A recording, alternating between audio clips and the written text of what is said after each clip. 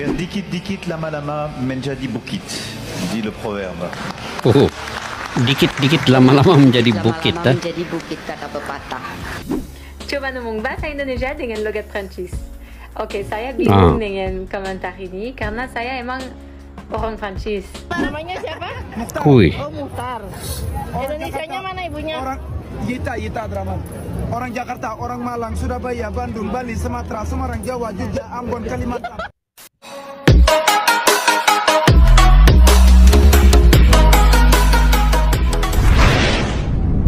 Assalamualaikum dan salam persaudaraan. Oke guys, remaja Perancis dengar bahasa Indonesia langsung diam 1000 bahasa. Ngira kena mantra, doa nyantet jiwa. Apa di sebalik judul ini? Yuk kita semak guys. Kenapa bahasa Indonesia yang terdengar sederhana justru bisa bikin seorang remaja Prancis langsung terdiam? Bukan karena nggak paham, tapi karena katanya ada sesuatu dalam suara dan susunan katanya yang bikin dia merasa seperti disantet pelan-pelan. Apakah benar bahasa Indonesia punya kekuatan emosional yang sulit dijelaskan? Atau ini cuma sugesti budaya dari luar? Di balik semua itu, ternyata ada cerita menarik yang bikin kita jadi makin bangga dengan bahasa sendiri. Remaja Prancis ini awalnya hanya iseng nonton video berbahasa Indonesia di media sosial. Tapi yang terjadi selanjutnya di luar dugaan. Dia nggak tertawa, nggak ngerik lebay. Dia cuma diam. Lalu bilang, suara mereka bikin kepala gue kosong. Tapi tenang, beberapa orang menyebut ini sebagai efek bahasa yang melodius. Tapi bagi dia, ini terdengar seperti doa-doa yang menyusup ke hati tanpa izin. Yang dia dengar bukan kalimat rumit, hanya kata-kata sederhana seperti apa kabar, terima kasih, dan hati-hati di jalan. Tapi efeknya kuat banget. Bahasa Indonesia dikenal punya struktur yang ringan dan mudah. Do you speak bahasa? Bisa bahasa Indonesia sedikit karena ibu saya orang Indonesia, tapi saya masih belajar bahasa Indonesia di sini di Jakarta untuk berbicara sama orang lokal dan juga mau reconnect with my Indonesian roots.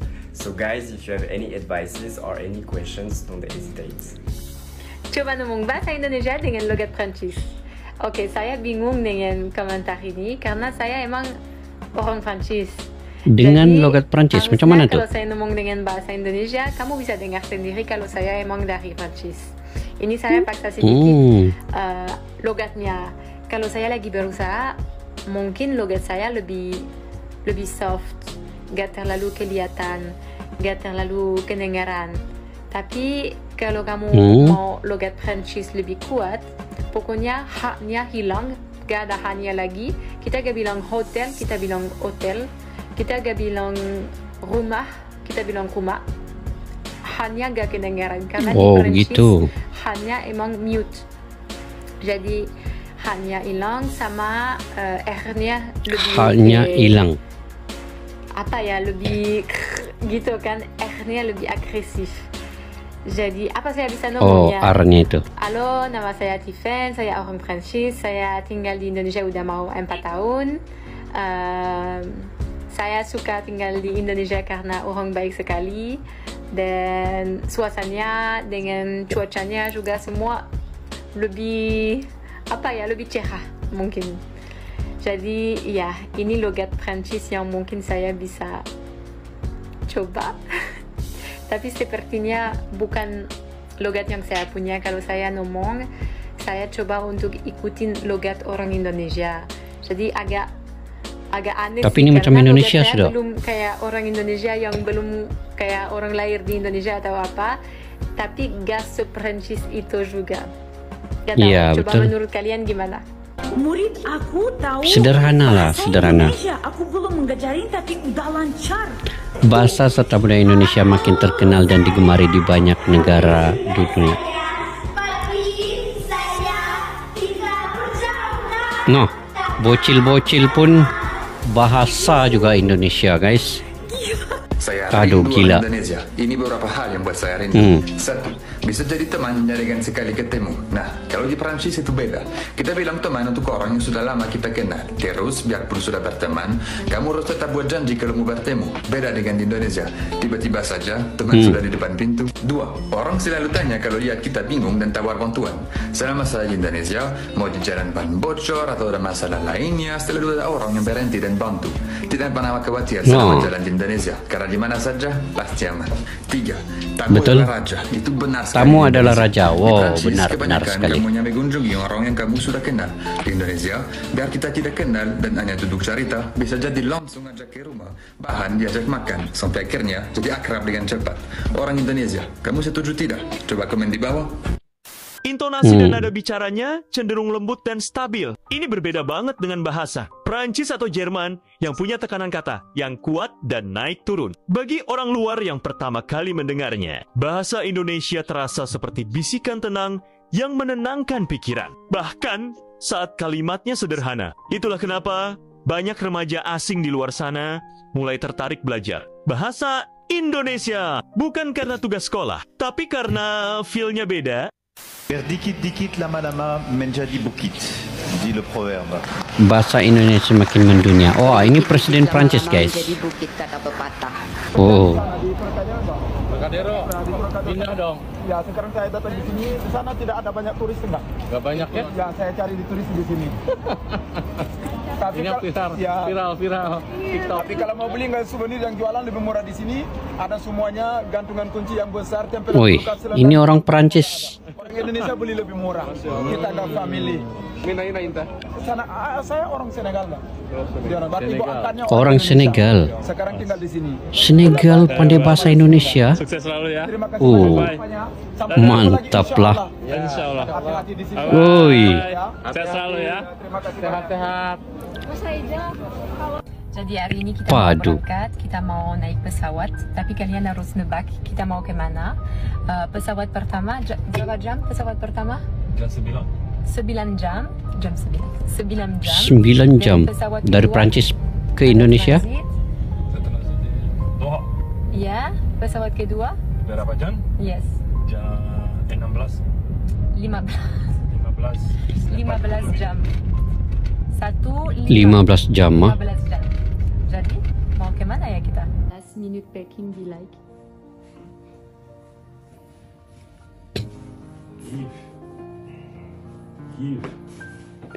My God. All have to go here? I think no. Dorang mau pergi Indonesia kah, guys?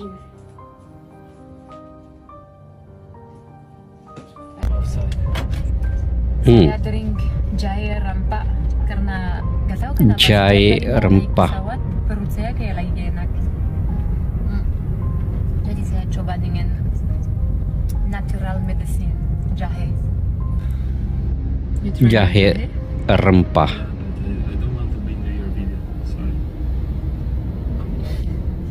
You will be in my video. Marah dong, coba nawarin berapa Indonesia. 5-10 dapat ini gratis. Jual apa? Kitchen ke apa? Cenderamata. Ya? Oh ya, namanya siapa? 16 tahun dari sini. Namanya siapa? Mukhtar. Oh, Mukhtar. Indonesianya mana ibunya? Orang Yita Draman. Orang Jakarta, orang Malang, Surabaya, Bandung, Bali, Sumatera, Semarang, Jawa, Jogja, Ambon, Kalimantan.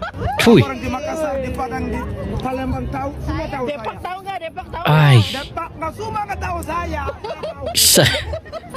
semua tahu ah. Mutar Ada. Mutar ininya. Aduh. Bapak Aingnya.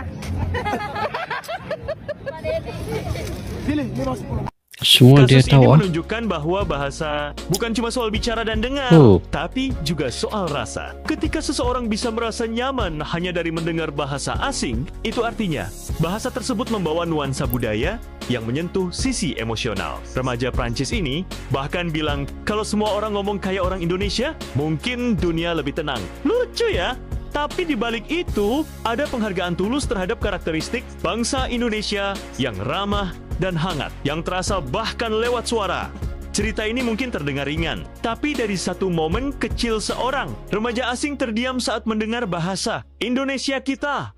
Bisa lihat bahwa apa yang terdengar biasa buat sebagian orang bisa jadi luar biasa untuk orang lain. Luar Mungkin biasa. Inilah waktunya melihat Betul. bahasa Indonesia bukan sekadar alat komunikasi, tapi sebagai warisan rasa yang menyentuh banyak hati, bahkan tanpa perlu dimengerti sepenuhnya. Oke guys, kadang hal yang bagi kita itu biasa saja, tapi bagi orang luar justru luar biasa.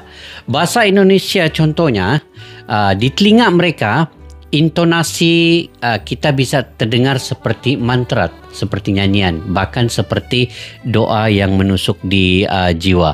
Tapi justru dari situ kita sadar bahwa betapa indahnya warisan budaya Indonesia itu yang terdiri dari ratusan bahasa daerah, nada tutur yang kaya dan ekspresi yang begitu manusiawi. Jadi remaja Perancis tadi itu mungkin kaget, tapi sebenarnya dia sedang merasa tertarik, terhanyut dan penasaran karena bahasa Indonesia bukan sekadar alat komunikasi tetapi jendela menuju jiwa bangsa. Jadi jangan pernah remehkan bahasa sendiri ya. Dunia mulai memperhatikan sebenarnya. Dan siapa tahu suatu hari nanti dunia akan belajar daripada Indonesia. Bukan saja terkait bahasa tetapi budayanya. Orang Perancis mungkin datang dengan rasa ingin tahu secara biasa, tetapi ketika suara bahasa Indonesia mengalun di telinga mereka, ada yang menggigil dalam diamnya, bukan karena takut tapi karena tersentuh oleh sesuatu yang belum pernah mereka rasakan. Jadi bahasa Indonesia bukan sekadar suara yang ia membawa kehangatan, kesantunan, kekuatan dari sebuah bangsa yang tetap lembut walau sering diremehkan. Jadi di sebalik setiap kata-kata yang tersimpan jiwa orang-orangnya, jiwa yang sabar, ramah dan kuat, jiwa yang tak membalas hinaan dengan amarah tetapi dengan senyuman. Mungkin itu yang bikin mereka diam, karena bahasa itu bukan memanggil telinga tapi menyentuh hati mereka yang paling dalam. Maka jangan pernah malu jadi orang Indonesia, karena kadang-kadang yang dianggap kecil ya oleh dunia justru bisa mengguncang jiwa mereka yang sebenar. Itulah bahasa Indonesia yang telah menjadi bahasa rasmi di ASEAN ini dan diluluskan oleh UNESCO. Jadi guys, sampai di situ saja video pada kali ini. Mungkin kalian punya pandangan pendapat pribadi, kalian boleh komentar di ruang kolom di bawah. Sampai jumpa lagi. Assalamualaikum warahmatullahi wabarakatuh. Bye bye.